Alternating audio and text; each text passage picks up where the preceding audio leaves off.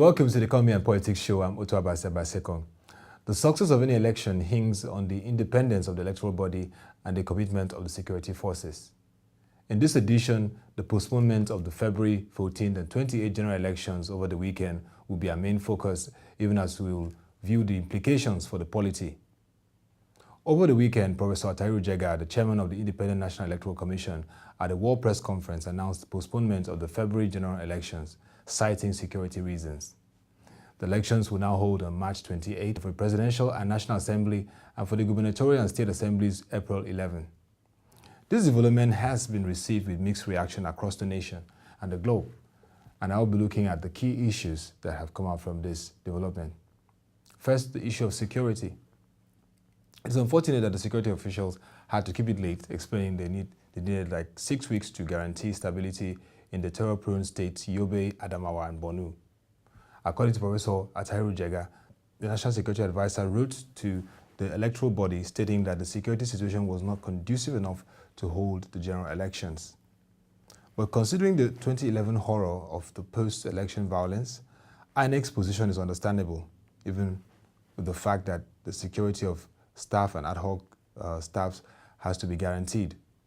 Also, from the aspect or side of the security chiefs, the service chiefs, who also affirmed the need for total security apparatus to be available for the election and the need for this timeline to be met, it is very clear that this 6 weeks is rescheduling should create and provide the ample security that is needed for credible elections that will be devoid of violence and rancor. The military further established that it will be involved in a combined multinational operations to combat insurgency in these terror-prone areas. And so this timeline is what they needed. From the analysis, INEC is ready to conduct the election, but the military forces need time. And we hope that the 6 weeks timeline will be adhered to.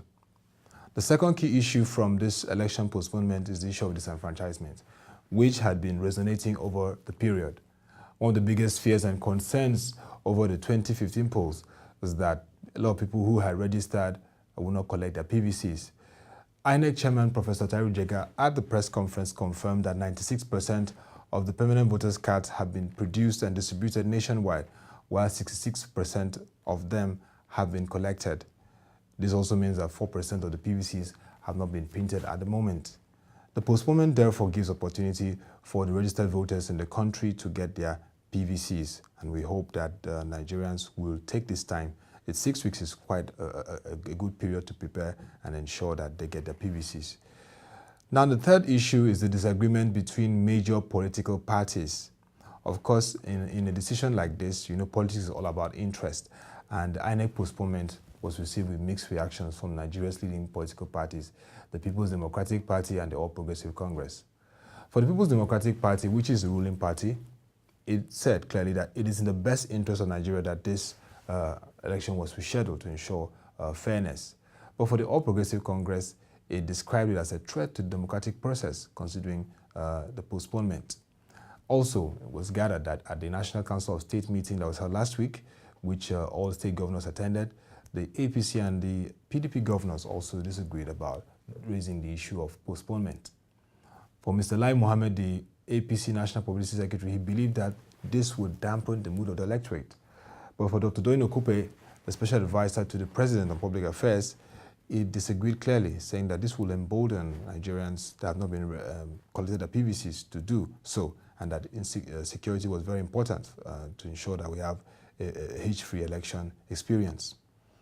But the international community, the next key issue now is that the international community is also concerned about the postponement of the election. The United States of America, the Secretary of State, Senator John Kerry, in his press statement made the following remarks. He said that the U.S. is deeply disappointed with the election's postponement. Also, he had the clear view that political interference with the electoral body INEC is unacceptable. That is what the U.S. Feel about this postponement.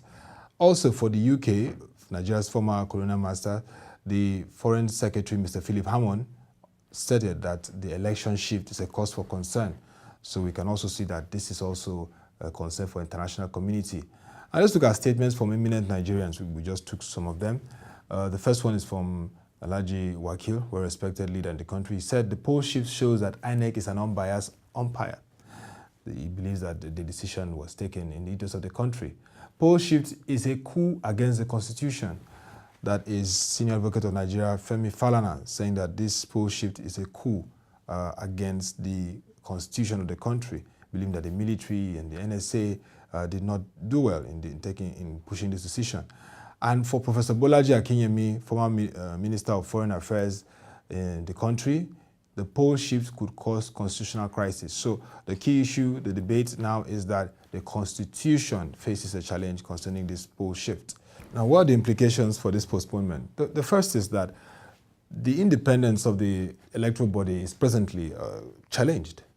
And it's expected that the present administration, as President Jonathan had said today, that May 29 sacrosanct, will keep to that and ensure that this is not the case, because public views and even opposition parties and other stakeholders like the academic staff, universities are not happy about this development, and we hope that the electoral body will remain independent.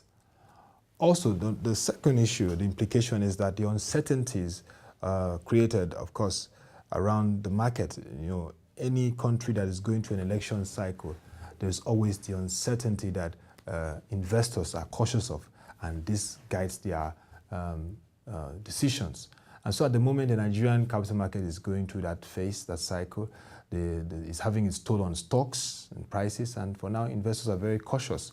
So Nigerian capital market activities, for now, the traction won't be as much as we expect. It is going to be a cautious approach by investors. The third issue is that Nigeria is actually now at the mercy of the security agencies, military, police, because they have the task of securing the country. And with this proposition of 6 weeks, we hope that they will keep to that timeline. And we also hope that they will keep to their commitment of ensuring that we have full paraphernalia of security to ensure that Nigeria's decisions are reflected in the polls. And also, lastly, I believe that this is an opportunity, once again, reiterating the fact that those that did not collect their permanent voters' cards have a great opportunity to do so. So we look at like a 66% moving to about 76 to 80% of those that will collect their PVCs between this period. And that should really create an avenue for increased participation in this election. And so those are the key issues. I believe that the election postponement will continue to be the debate across the social space, and we also want to hear from you. That is why we would like you to send your views and your analysis to the following sites: the news at webtvng.com. Also visit our site www.tvng.com to get the analysis. Also, we do have at www.proshareng.com the pro-share analysis, looking at the elections, collections of promises by candidates. Just visit the pro-share site for those analyses. Our social media handles are very active on Twitter and Facebook for you to really interact with us. Don't forget, for those that have not gotten your PVCs, this is the time. 6 weeks is an ample time for you to do so. And for all stakeholders, it's a time for us to once again reflect on the values of 16 years of democracy and commit that we will do our part, hoping the security forces also keep to their own part. And that will be all for this edition of the Economy and Politics Show. Thank you for watching and have a lovely day.